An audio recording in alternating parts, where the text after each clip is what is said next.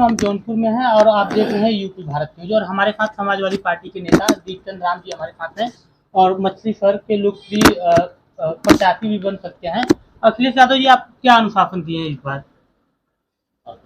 हम लोग राष्ट्रीय अध्यक्ष जी के आदेश पर पीडीए आंदोलन चला रहे हैं और संविधान बचाने के लिए पूरा बहुजन माननीय राष्ट्रीय अध्यक्ष जी के साथ है।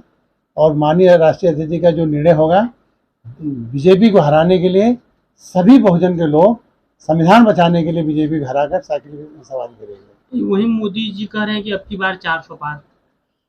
मोदी जी के कहने में और करने में, मोदी जी ने कहा था कि हम जैसे सरकार बनाएंगे तो वो जो है कि स्विस बैंक से काला धन लाएंगे। स्विस बैंक से काला धन लाते लाते वो बेचारे इलेक्टोरल बॉन्ड तक पहुंच के रह गए। तो मोदी जी की बात का कौन विश्वास है? तो अमित शाह जो है उनका कहना है कि अब की बार 400 पार हम बना के रहेंगे। जो भी सीटें 80 से 80 सीटें उत्तर प्रदेश में, पूरा सीट हम जीतेंगे अब की बार। चलिए, पूरा सीट तो कभी कोई भी नहीं जीता। 1976 में इसी तरह से इमरजेंसी लगी थी, सारे विपक्ष के नेता जेल में थे। वर्तमान परिस्थितियों में सारे विपक्ष के नेताओं को या तो नोटिस मिल चुकी है या तो जेल में है। जनता जा रही है, ये लड़ाई जनता की है।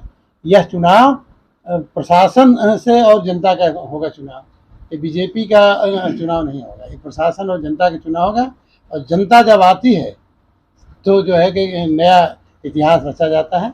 उत्तर प्रदेश में भारतीय जनता पार्टी का सफाया होगा और माननीय राष्ट्रीय अध्यक्ष जी के नेतृत्व में इंडिया गठबंधन भारी बहुमत प्राप्त करेगा। समाजवादी पार्टी उत्तर प्रदेश में कितना सीट पाएगी? समाजवादी पार्टी उत्तर प्रदेश में 50 से प्लस सीट पाएगी।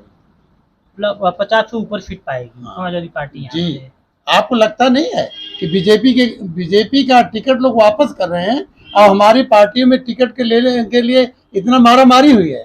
इससे आपको अंदाजा नहीं लग रहा है? आपको अंदाजा नहीं लग रहा है कि जब देश का दलित साइकिल की सवारी कर लिया तो बाई इलेक्शन घोसी में भी हम 50,000 चुनाव जीते हैं।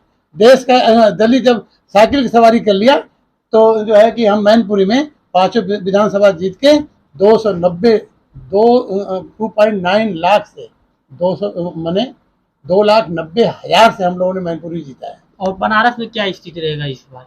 बनारस की स्थिति जनता के हाथे छोड़ दीजिए, परिणाम आएगा तो बहुत ही आश्चर्यजनक परिणाम होगा। दिनेश लाल यादव निरहू कह रहे हैं आजमगढ़ में कि हम छोट नेता के सामने चुनाव नहीं लड़ना चाहते हैं, हमें जहाँ पे अखिलेश यादव चुनाव लड़ रहे हैं हम वहाँ से चुनाव लड़ेंगे। चलिए, वो जो है कि कभी कभी आदमी के जज्बात इतने बड़े हो जाते हैं तो अपनी औकात भूल जाता है कोई। तो इसका परिणाम और उसका जवाब जनता देती है।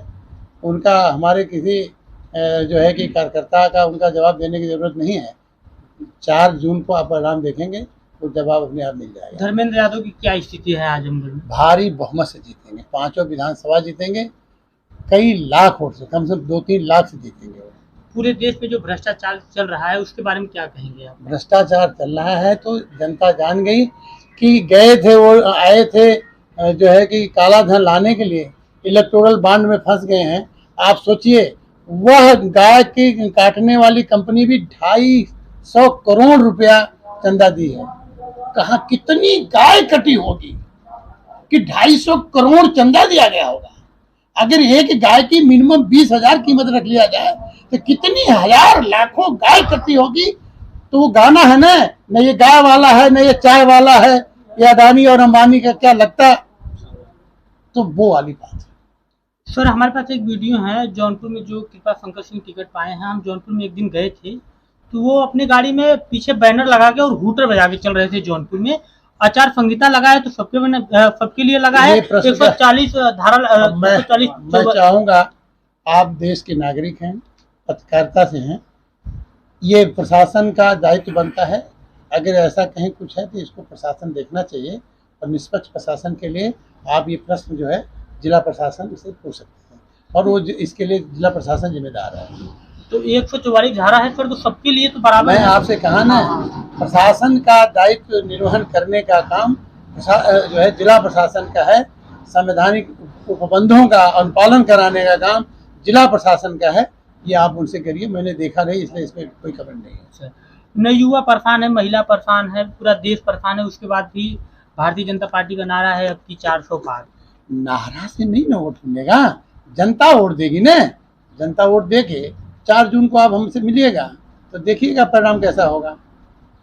तो सर मछली शहर के बारे में आइए बताइएगा, मछली शहर का क्या स्थिति रहेगा सर यहाँ? किस तरह की स्थिति मछली शहर समाजवादी में? पार्टी में क्या समाजवादी पार्टी का जो भी कैंडिडेट होगा भारी मतों से जीतेगा। समाजवादी पार्टी का प्रत्याशी यहाँ पे जीतेगा? जो भी कैंडिडेट होगा भारी मतों से जीतेगा। तो अखिलेश यादव जी इतना लेट कर रहे हैं टिकट देने ये में? नीतिगत विषय है, कुछ चीजें राष्ट्रीय अध्यक्ष जी पे छोड़िए। ये नीति का विषय राष्ट्रीय अध्यक्ष जी और उनके लोग तय करेंगे। ये हमारा विषय नहीं है, न आपका विषय है। ये राष्ट्रीय नीति का निर्धारण, नीति का निर्णय राष्ट्रीय अध्यक्ष जी का है।